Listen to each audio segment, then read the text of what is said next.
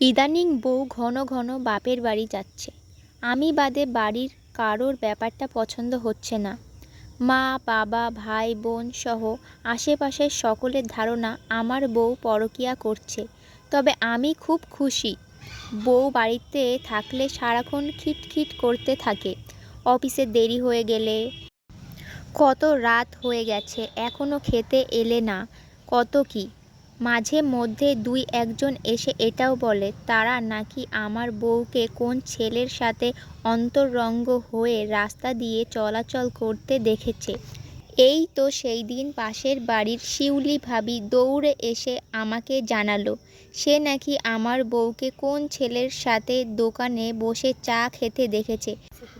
ছেলেটা বউয়ের চায়ের কাপে ফু দিয়ে দিচ্ছিল। ওনার কথায় আমি তেমন প্রতিক্রিয়া দেখাইনি।